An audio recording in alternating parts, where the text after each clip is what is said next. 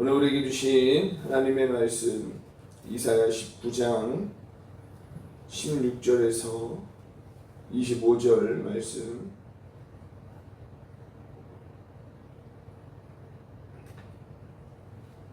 이사야 19장 16절에서 25절 우리 한 절씩 교독합니다. 그날의 애굽이 분야와 같을 것이라. 그들이 만군의 여호와께서 흔드시는 손이 그들 위에 흔들림으로 말미암아 떨며 두려워할 것이며, 유다의 땅은 애굽의 두려움이 되리니 이는 만군의 여호와께서 애굽에 대하여 정하신 계획으로 말미암으니라. 그 소문을 듣는 자마다 떨리라. 그날의 애굽 땅에 가나안 방언을 말하며 만군의 여호와를 가리켜 맹세하는 5 성읍이 있을 것이며 그 중 하나를 멸망의 성읍이라 칭하리라. 그날의 애굽 땅 중앙에는 여호와를 위하여 제단이 있겠고 그 변경에는 여호와를 위하여 기둥이 있을 것이요. 이것이 애굽 땅에서 만군의 여호와를 위하여 징조와 증거가 되리니 이는 그들이 그 압박하는 자들로 말미암아 여호와께 부르짖겠고 여호와께서는 그들에게 한 구원자이자 보호자를 보내사 그들을 건지실 것임이니라. 여호와께서 자기를 애굽에 알게 하시리니 그날의 애굽이 여호와를 알고 제물과 예물을 그에게 드리고 경배할 것이요 여호와께서 서원하고 그대로 행하리라.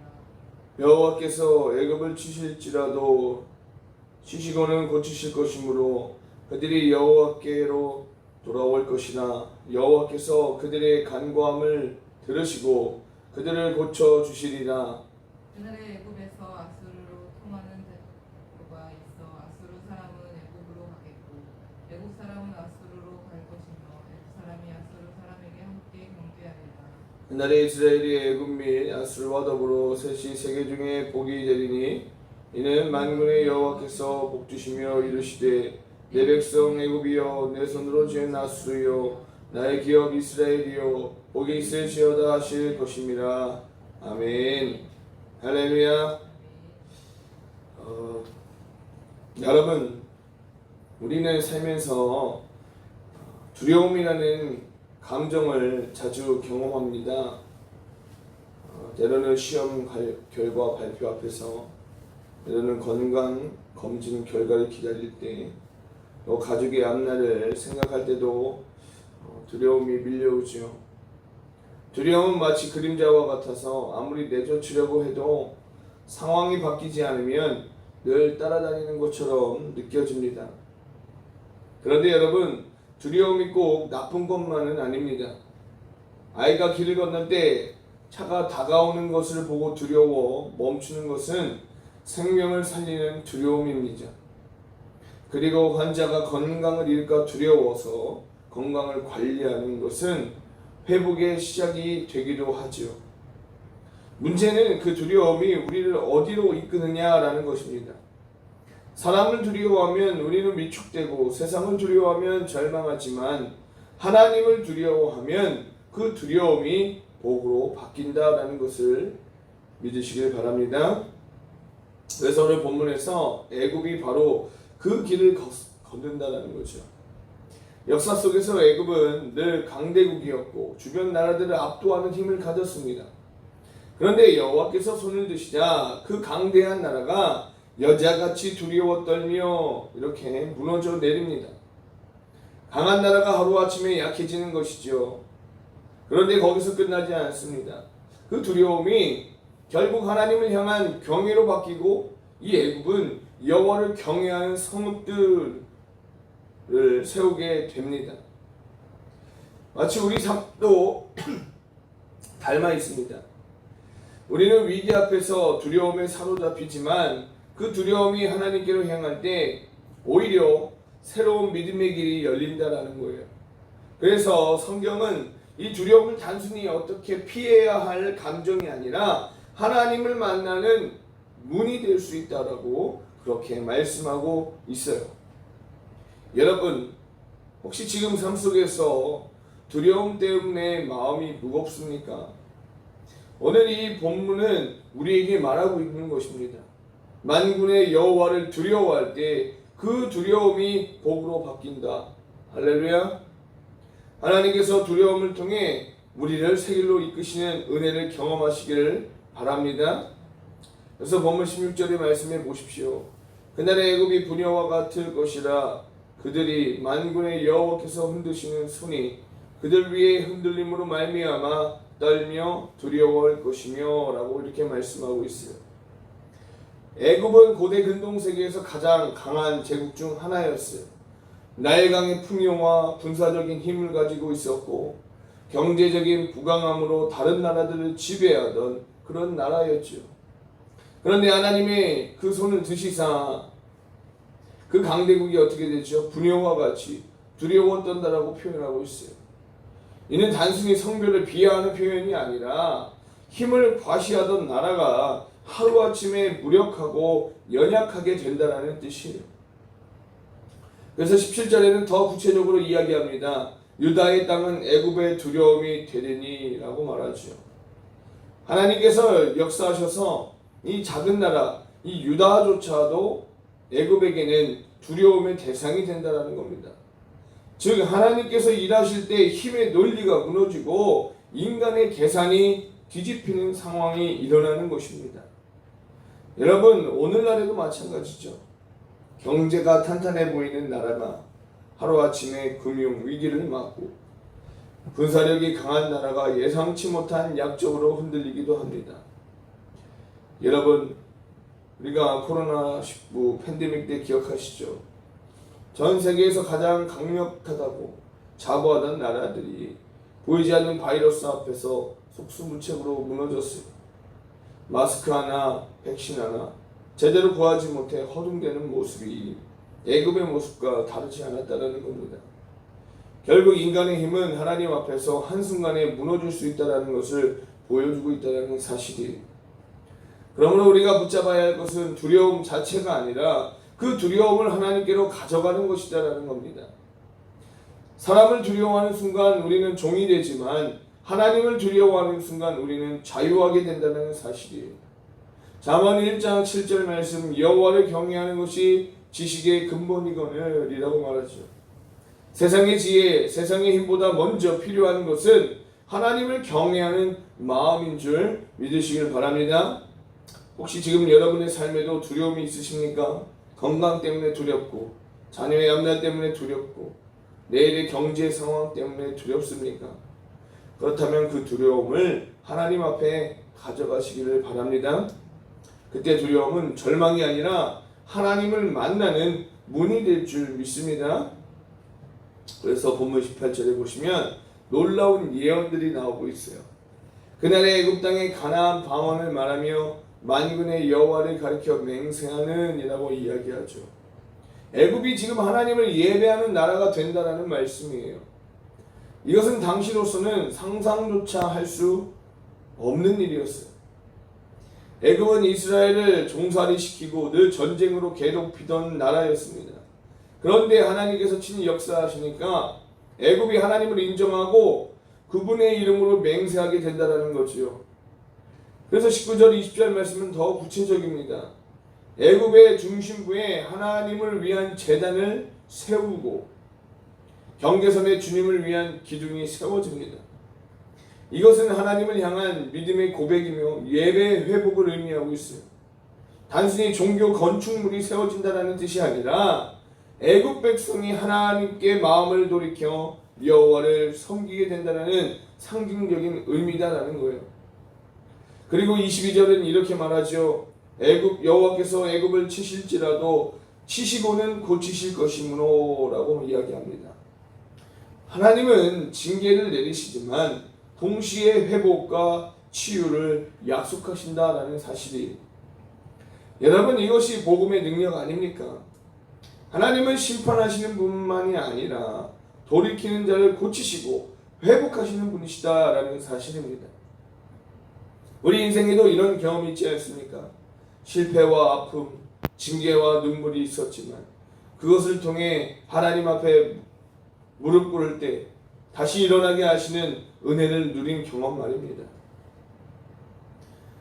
어느 한 가정에 남편만 빼고 온 가족이 예수님을 아주 잘 믿는 신실한 가족이 있었어요. 그런데 이 남편은요, 매일같이 술과 폭력에 찌들어 가정을 파괴하듯 힘들게 하는 사람이었어요.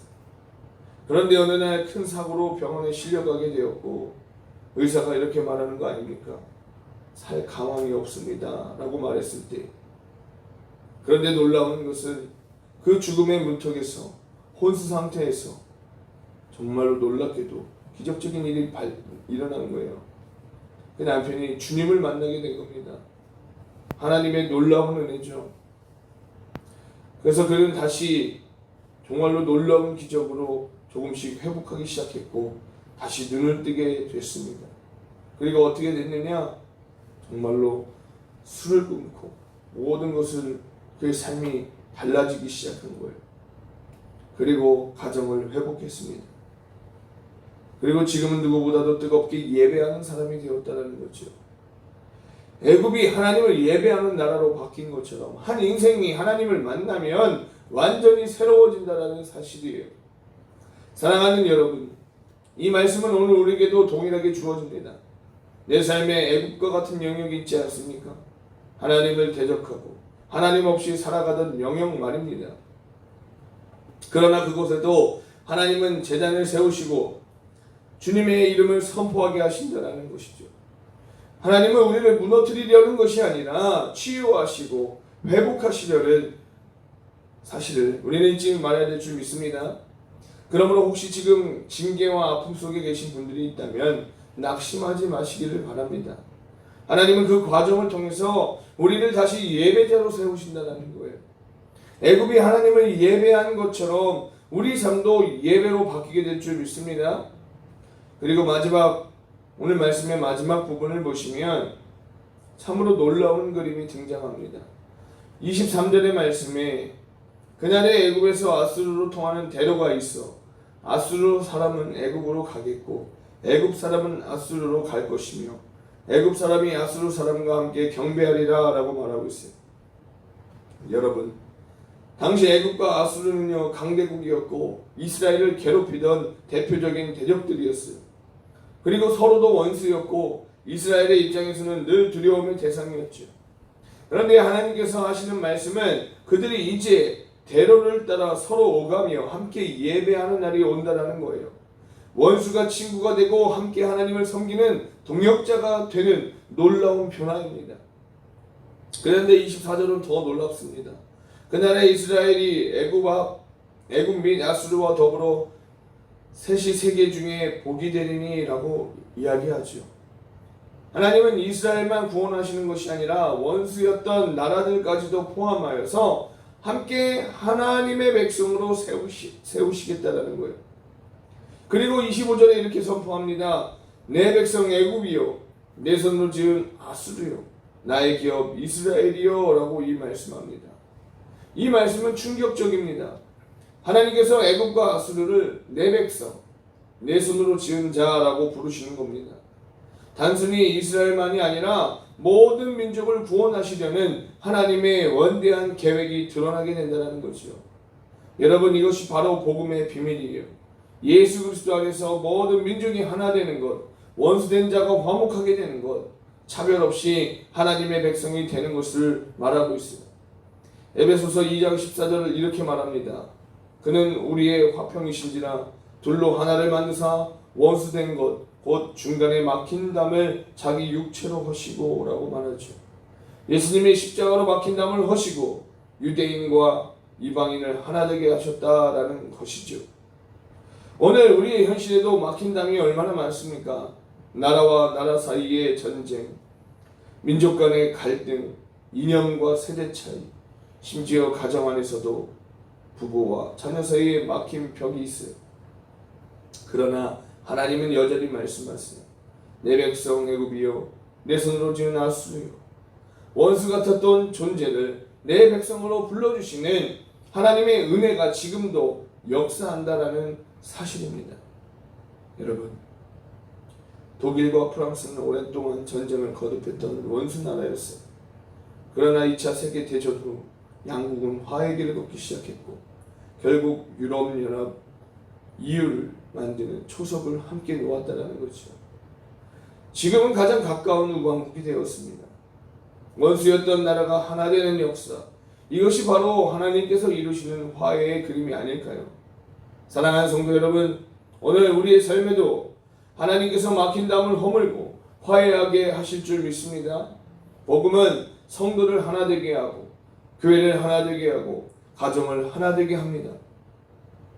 그리고 나아가 열방이 주님 안에서 하나 되어 함께 예배하는 날이 반드시 오게 될 줄 믿습니다. 이단들은 이렇게 하나 되게 하지 않아요. 분열시키고 단절시키고 뭔가 비밀스럽게 잘못된 거죠. 우리 주님은 다 이렇게 하나 되게 아우르게 하신다는 거죠. 주님 안에서도. 그러므로 사랑하는 성도 여러분, 오늘 하루도 우리는 세상을 두려워하지 마시고 만군의 여호와를 경외하며 정말로 주님만을 의지하는 저와 여러분들 되기를 주의 이름으로 간절히 축원합니다. 우리가 가는 그곳이 분열이 있는 곳에는 하나됨의 역사가 나타나고 정말로 메말라가는 그곳이 우리를 통해 주님의 사랑이 가득한 그곳이 되기를, 하나님이 역사하는 곳이 되기를 소망하는 마음으로 오늘 하루도 주의 마음을 가지고 살아가는 저와 여러분들 되시기를 주님의 이름으로 간절히 축원합니다. 아멘. 기도합니다. 은혜의 하나님 아버지, 오늘 말씀을 통해 모든 민족을 향한 하나님의 크신 계획을 다시 보게 하시니 감사합니다. 주님, 우리의 눈이 세상만 바라보지 않고 주님의 뜻을 바라보게 하여 주옵소서. 가정과 교회와 이 나라가 평화 가운데 하나 되게 하시고 우리의 삶이 복음의 통로가 되게 하여 주옵소서. 오늘 하루도 주님께 맡겨드립니다. 우리와 동행하여 주옵소서. 예수 그리스도의 이름으로 간절히 기도하옵나이다. 아멘.